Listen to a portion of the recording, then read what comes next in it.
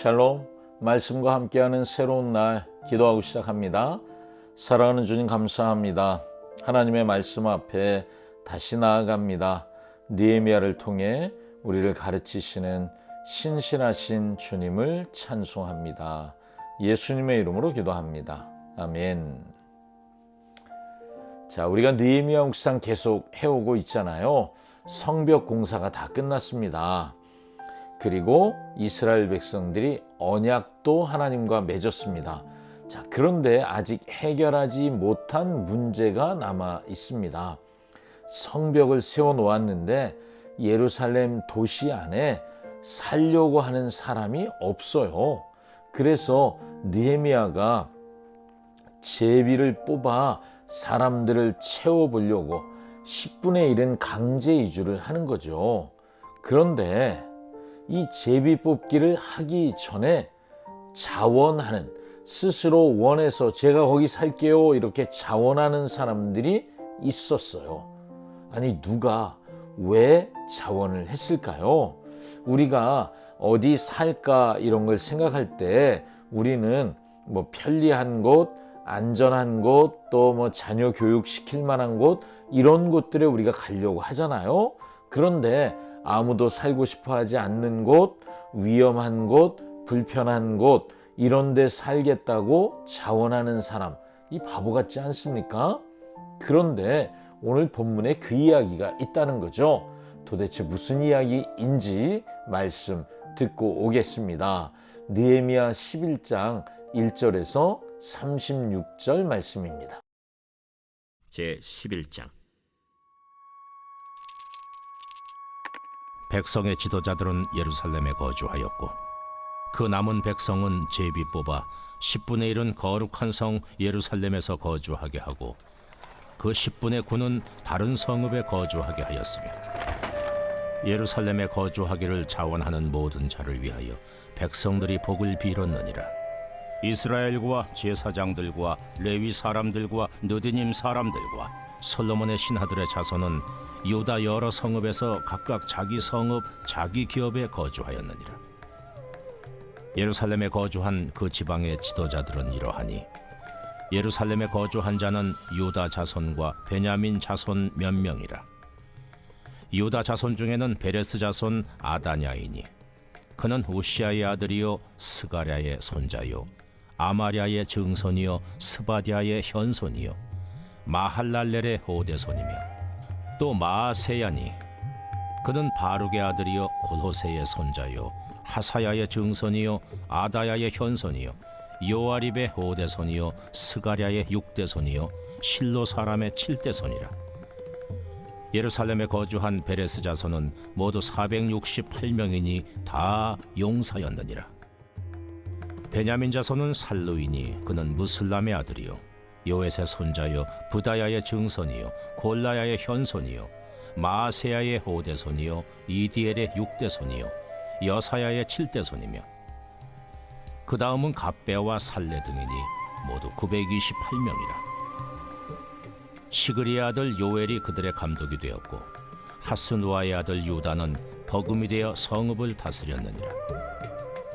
제사장 중에는 요아립의 아들 여다야와 야긴이며 또 하나님의 전을 맡은 자 스라야이니 그는 힐기야의 아들이요 무슬람의 손자요 사독의 증손이요 무라요의 현손이요 아히두베의 호대손이며 또 전에서 일하는 그들의 형제니 모두 822명이요 또 아다야이니 그는 여로함의 아들이요 블라야의 손자요 암시의 증손이요 스가라의 현손이요 바스훌의 오대손이요 말기야의 육대손이며 또 그 형제의 족장된 자이니 모두 242명이요 또 아마세이니 그는 아사렐의 아들이요 아흐세의 손자요 무실레못의 증손이요 임멜의 현손이며 또 그들의 형제의 큰 용사들이니 모두 128명이라. 하그돌림의 아들 삽디엘이 그들의 감독이 되었느니라. 레위 사람 중에는 스마야이니 그는 하습의 아들이요 아스리감의 손자요 하사비아의 증손이요 분니의 현손이며 또 레위 사람의 족장 삽부대와 요사밭이니 그들은 하나님의 전 밧간일을 맡았고 또 아삽의 증손 삽디의 손자 미가의 아들 마따냐이니 그는 기도할 때에 감사하는 말씀을 인도하는 자가 되었고 형제 중에 박부갸가 버금이 되었으며 또 여두둔의 증손 갈랄의 손자 삼무아의 아들 압다니 거룩한 성의 레위 사람은 모두 284명이었느니라. 성 문지기는 악굽과 달몬과 그 형제이니 모두 172명이며 그 나머지 이스라엘 백성과 제사장과 레위 사람은 유다 모든 성읍에 흩어져 각각 자기 기업에 살았고 느디님 사람은 오벨에 거주하니 시하와 기스바가 그들의 책임자가 되었느니라. 노래하는 자들인 아삽 자손 중 미가의 현손 마따냐의 증손 하사랴의 손자 바니의 아들 우시는 예루살렘에 거주하는 레위 사람의 감독이 되어 하나님의 전 일을 맡아 다스렸으니 이는 왕의 명령대로 노래하는 자들에게 날마다 할 일을 정해 주었기 때문이며 유다의 아들 세라의 자손 곧 무세사벨의 아들 부다히아는 왕의 수하에서 백성의 일을 다스렸느니라.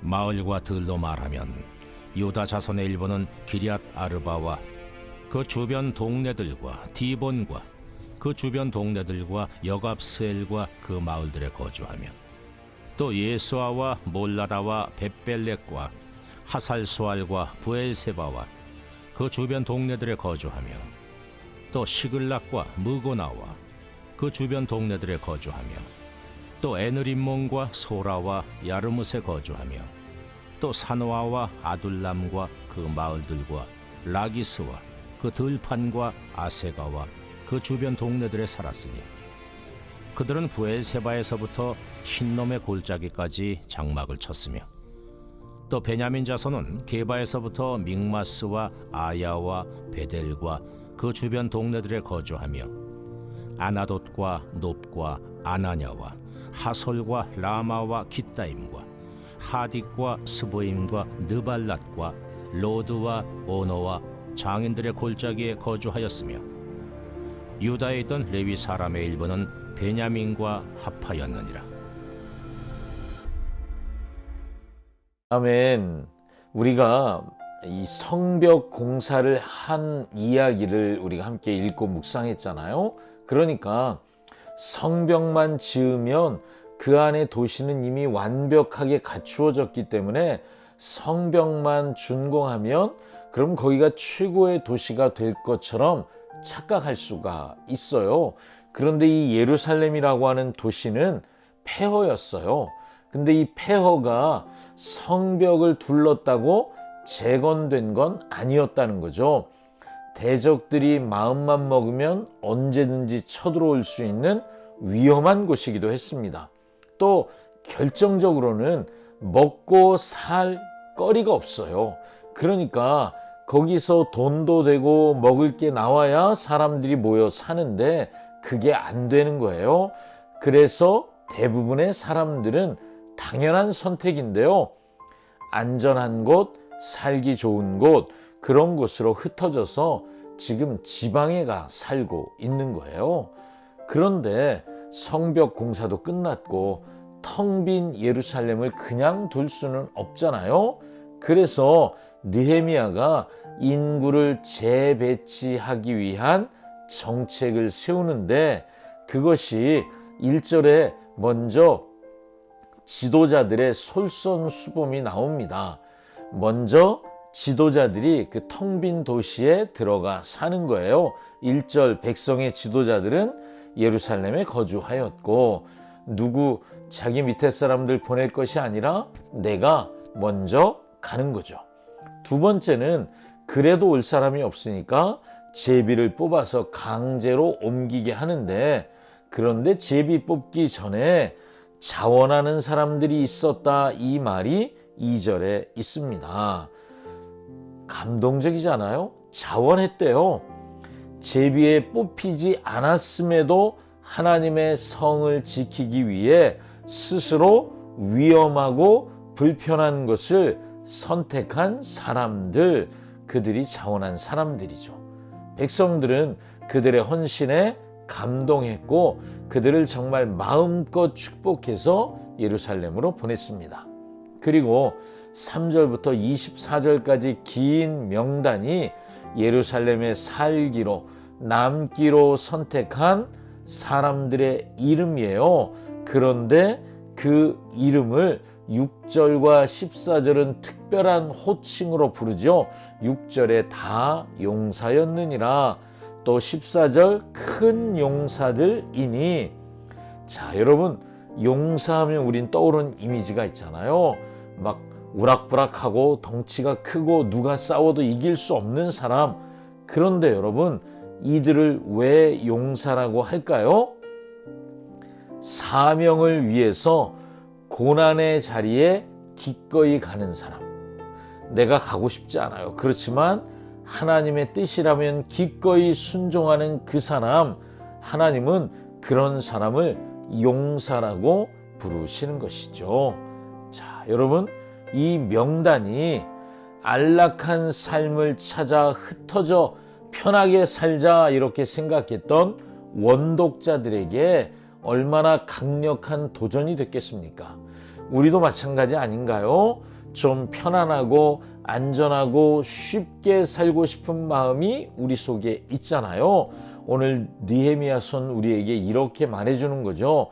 예루살렘이 저절로 다시 재건된 것이 아니다. 너희 조상들이 자신의 편안함도 포기하고 기꺼이 그곳에 머물렀기에 오늘 이 성이 세워진 것이나 나의 유익이 아니라 공동체의 유익을 위해 좁은 길을 선택하는 사람, 너희는 바로 그런 용사가 되어야 한다. 오늘 본문은 우리에게 이걸 말해주고 있다고 생각합니다. 자, 백성들은요, 제비 뽑혀서 억지로 혹은 몇 사람은 자원해서 예루살렘으로 갔습니다. 그러나 우리가 믿고 의지하는 예수님은 제비 뽑혀 이 땅에 오신 게 아니었죠. 예수님은 창세 전부터 자원하셨어요. 제가 하겠습니다. 그래서 이 땅에 오셨습니다. 이 땅에 오셔서도 예수님 뭐라고 하셨죠? 인자에 온 것은 섬김을 받으려 함이 아니라 섬기려 하고 라고 말씀하셨잖아요. 섬기기 위해 오셨답니다. 가장 낮고 불편한 자리, 죄인들의 친구가 되는 자리를 기꺼이 선택하고 오신 분, 자원하신 분이 예수님이시지요. 좀 전에 나눈 것처럼 예루살렘에 살기로 자원한 사람들이 용사로 불렸습니다. 예수님은 죄와 사망에서 우리를 지키기 위해 십자가라고 하는 가장 치열한 영적 전쟁터에 서셨고 싸워서 이기신 진짜 용사이시죠. 자신의 생명을 내어 주심으로 우리를 하나님이 거하시는 거룩한 성전 되게 하신 놀라우신 분, 그분이 우리가 믿는 예수님이십니다. 오늘 말씀이 우리에게 이렇게 도전합니다. 거룩한 성을 위해 불편한 선택을 하십시오 라고 말이죠. 우리 교회에 아무도 맡으려고 하지 않는 힘든 봉사의 자리가 보이십니까? 혹시 복음이 필요한 척박한 선교 현장이 보이십니까? 세상의 가치관과는 다른 거룩함을 지키기 위해 손해봐야 하는 삶의 현장. 여러분, 그곳이 있다면 선택하시겠어요? 오늘 주님이 우리에게 묻고 계신다고 믿습니다. 우리가 가야만 한다고 생각하는 그 자리, 그곳, 거기가 우리의 예루살렘인 줄 믿습니다. 제가 그곳에 가겠습니다. 예수님은 우리의 이 고백을 기다리고 계시고 그렇게 순종하는 자에게 복을 더하시는 줄 믿습니다. 아멘. 기도하겠습니다. 사랑하는 주님, 편안하고 안전한 곳만 찾고 사명의 자리를 피하고 싶어 했던 우리의 모습을 인정하며 고백합니다. 예수님처럼 또 느헤미야 시대의 용사들처럼 힘들고 어렵지만 주님이 원하시는 그 자리에 기꺼이 머무는 자원하는 심령을 우리에게도 주시옵소서. 오늘도 말씀 붙잡고 승리하길 원합니다. 예수님의 이름으로 기도합니다. 아멘. 아멘. 오늘도 말씀과 함께 행복하십시오. 샬롬.